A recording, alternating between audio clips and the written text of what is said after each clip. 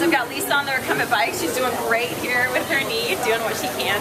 Yeah. This is as fast as I go right now. She's doing great. So we talked a little bit about the heart rate and those actual numbers for your target heart rate zone. There's another way that you can measure what levels you should be at for warming up in your workout, and it's called the rate of perceived exertion, RPE for short. And that's when you're at somewhere that you can't check your numbers. So you're playing a soccer game, you're in the swimming pool, you're walking your dog, that sort of thing, and you don't have sensors or things to monitor your heart rate. Just think of a scale of 1 to 10 and ask yourself, how hard am I working? 1 being I'm sitting on the couch, and 10 being I can't possibly go any harder. And you want to be somewhere between a 4 and a 7 when you're in your workout zone. So you'd warm up to about a 4, and then work between 4 and 7, and then cool back down. So that's a way you can kind of monitor it yourself too. There's also the talking test. If you're able to carry on a conversation while you're working out, then you're probably still in your warm-up zone. Right. If it's getting really difficult to carry on a conversation, you're getting towards the top of your workout. So if you're with a running buddy or walking buddy, you're having a conversation, and you're starting to have trouble with that conversation, you're getting to the top of your workout zone. So there's a couple different ways to monitor that too. I got a heart rate of 93. 93? I'm a little winded. That's okay. It's a long time since we exercised. No, but really, no, I do this 3 times a day. So it's part of my plan. You know, we're going to go from 10 minutes 3 times a day to 15.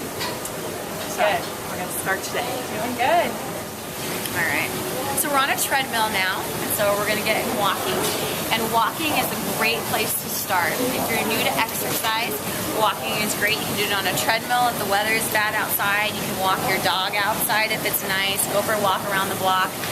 Walk around your buildings, up and down stairs. It's a great place to start is walking. And it's challenging enough to your body. You get some benefits from it because there is some impact, and so that's good for your body as well. So it's a good place to start.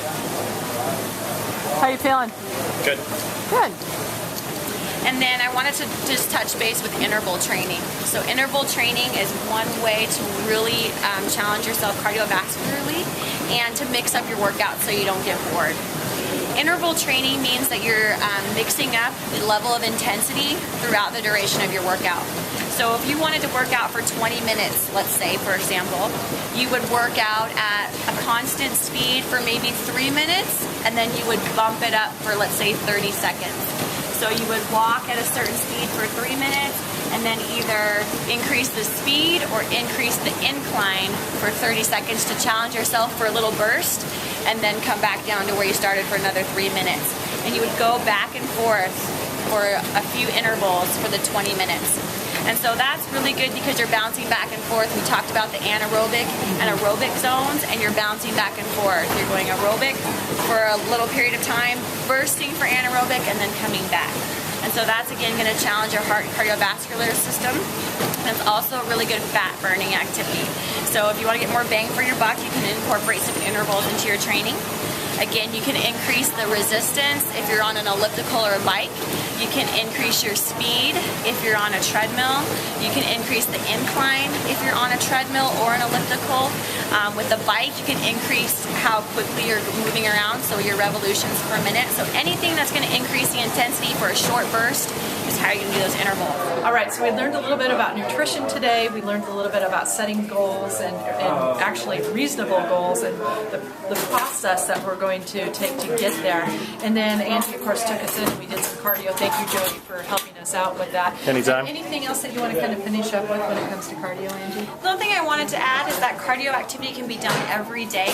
The recommendation is to do 30 to 60 minutes at least 5 times a week. So if you can do that, great, but any step towards that is a step in the right direction. So do what you can, start out slow, build up to activity, and you can do that every day if you'd like.